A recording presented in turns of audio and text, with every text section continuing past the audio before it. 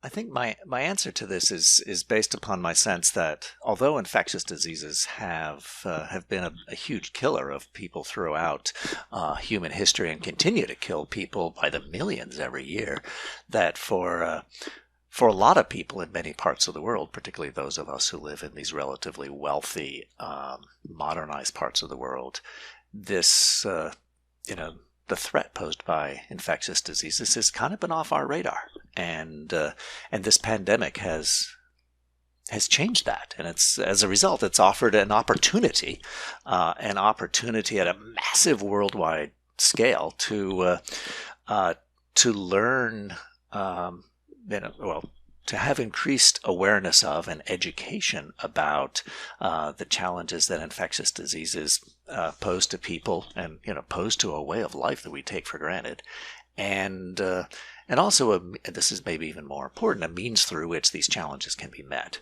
So it's really been an unprecedented learning opportunity, and I think in particular.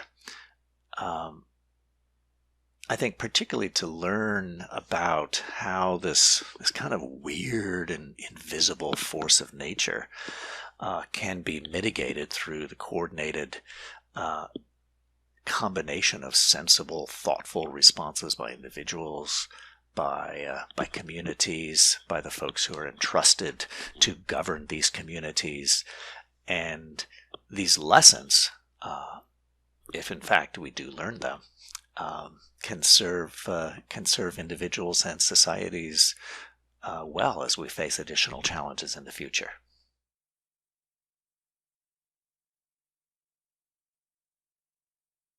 Well, I think given that this positive change is contingent upon learning, there's a kind of a necessary willingness to learn, and I think in particular there's a kind of a necessary willingness to learn from past mistakes. So this pandemic, because it's been unprecedented within most people's lifetimes, and the means of mitigating the pandemic have required sudden changes in individual behavior, sudden changes in public policy.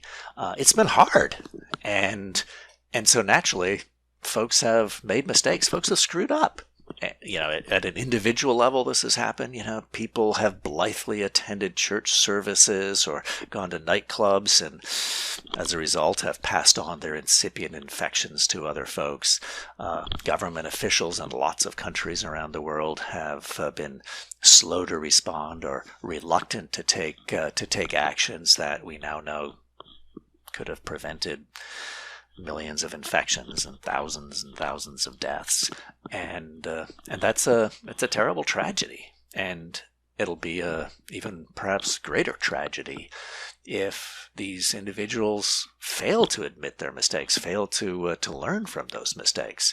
But, and this is, I guess, kind of where this wisdom comes in, that if people, and that includes ordinary people like you and me, as well as government officials, if we have the wisdom to critically self-reflect on the mistakes that we've made and to learn from them, then ideally we'll be better prepared to respond swiftly and sensibly and thoughtfully to future challenges.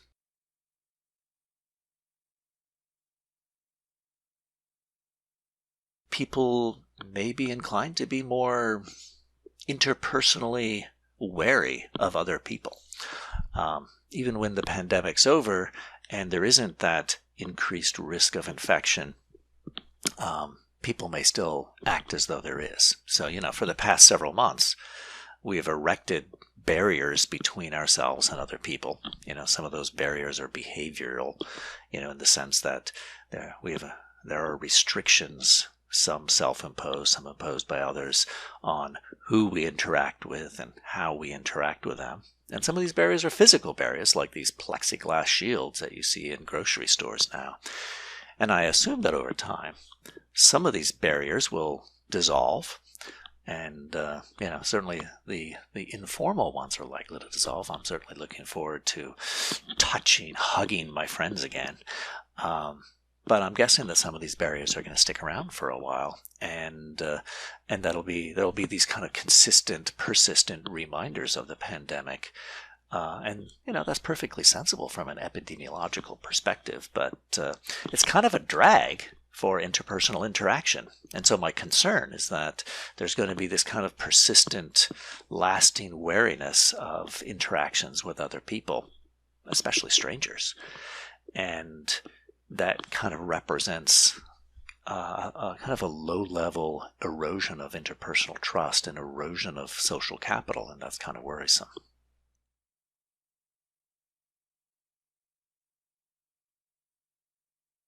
I think it's a hard problem to solve in part because I think we humans tend to think kind of naturally in a bit of a simple-minded way about interpersonal trust, in the sense that we tend to either trust people or we don't, and to kind of overcome that, to think of people as simply not just folks I don't trust.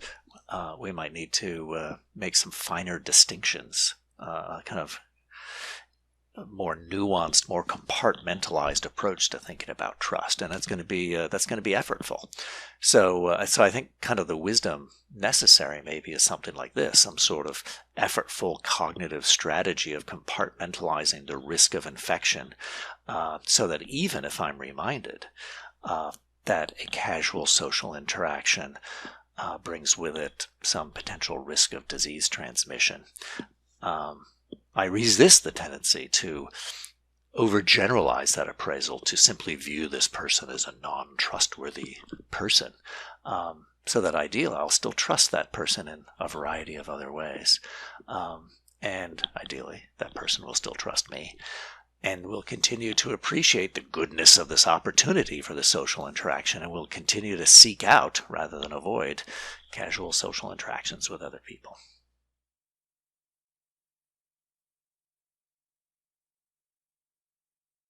So the first one has to do with perspective taking. So I think for a lot of people, some bit of perspective taking can help.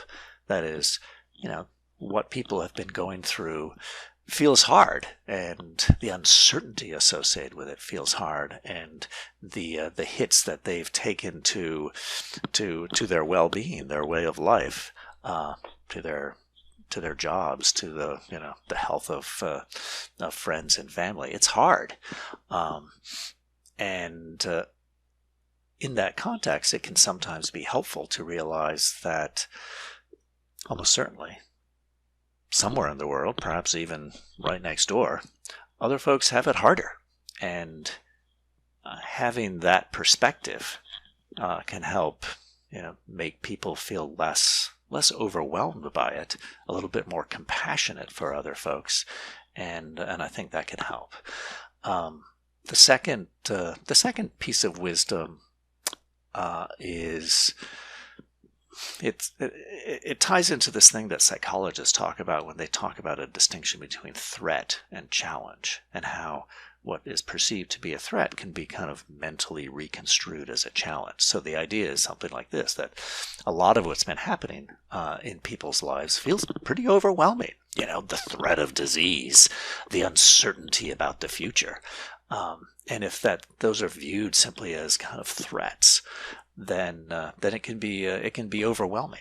But if one can somehow make that mental transition to kind of view these threats instead as challenges, hard problems to solve, but still as problems that can potentially be solved through some sort of sensible step-by-step approach, then it can feel less overwhelming, less anxiety provoking, and if we have some resources to draw upon as individuals, as families, as communities, then we're likely to be able to figure out how to solve those problems. And that can be a little bit reassuring.